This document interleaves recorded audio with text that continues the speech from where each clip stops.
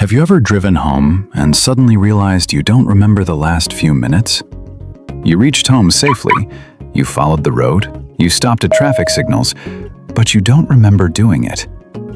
It feels strange, right? Your hands were on the steering wheel, your feet were on the pedals, your brain was clearly working, but you were not fully aware. So here is a simple question.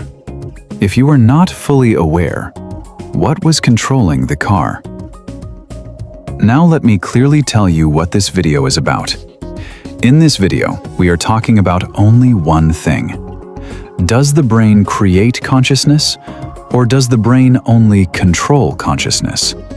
That's it. No religion, no beliefs, no complicated science. Just simple thinking using everyday examples. First, let's understand what the brain definitely does. The brain controls your body. It helps you see, hear, and speak. It stores memories. It helps you make decisions. Without a brain, normal human life cannot work. So yes, the brain is extremely important, no doubt about that. But here is the important point. Being important does not always mean being the creator. Now think about daily life. You breathe without thinking. You walk without thinking. You blink without thinking. You type on your phone without thinking. Your brain handles all this automatically. Your awareness is not always involved. Sometimes you are fully aware, sometimes your mind is somewhere else. Yet your body keeps working. This shows something very important. The brain can work even when awareness is low. So brain activity and awareness are not always the same thing. Let's take another simple example. You are watching TV. Suddenly, your mind goes somewhere else. You don't hear the dialogue clearly. You don't notice the scenes properly. But the TV is still playing. The sound is still coming. The picture is still there. Your awareness moved away, but the system kept running. This is exactly what happens in many daily activities. Now let's talk about science. Science can see brain activity. Doctors can scan the brain. They can see signals moving. They can see neurons firing.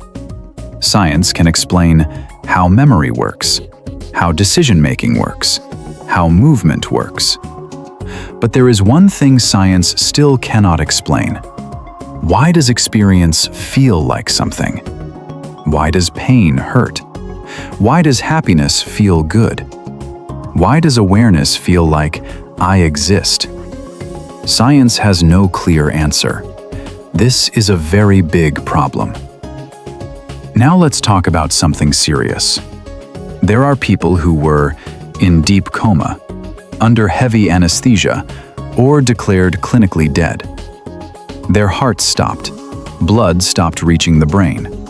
According to medical science, awareness should stop. But later, some of these people said something surprising. They said, "I was aware. I knew something was happening. I remember it clearly." This is confusing, because when the brain is not working properly, experience should be confused or blank. But many people say their experience was calm and clear. This is where scientists disagree. Now let's be honest. This does not prove that consciousness exists outside the brain. Science has not confirmed that. But it creates a big question. How can awareness exist when brain activity is very low?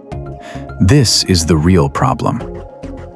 So now, let's clearly look at the possible explanations. There are only three main possibilities. First possibility: the brain creates consciousness.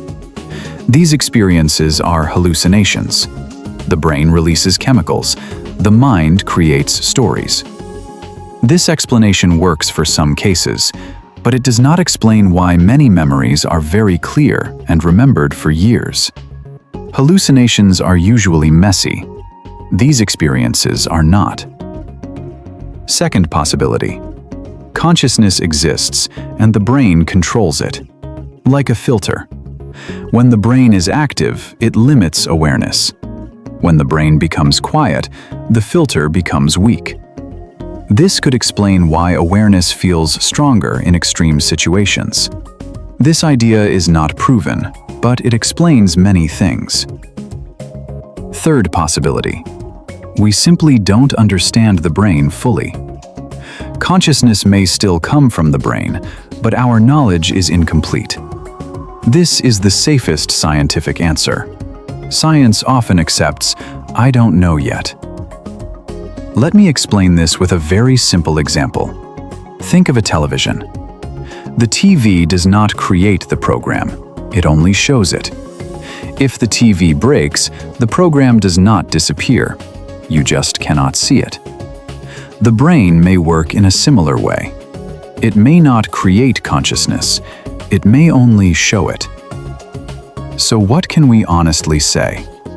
We do not have proof that the brain creates consciousness. We also do not have proof that consciousness exists without the brain. What we do know is this: the brain affects how consciousness is expressed, but awareness itself has not been fully explained. The question is still open. Now let's talk about why this matters in real life. If consciousness is fully created by the brain, then when the brain stops, everything ends. But if consciousness is not fully created by the brain, then something else may happen. We don't know what, but the possibility exists. This changes how people think about life and death. This does not mean we should fear death. It does not mean we should believe stories blindly. It simply means science does not have all the answers yet, and that is okay.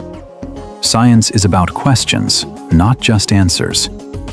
So here is the final thought. The brain and consciousness are clearly connected, but they are not proven to be the same thing. Until science can explain how matter creates awareness, this question will remain open. So now I ask you, do you think consciousness comes from the brain, or do you think the brain only controls it? There is no right or wrong answer. Share your thoughts in the comments. I would really like to know what you think.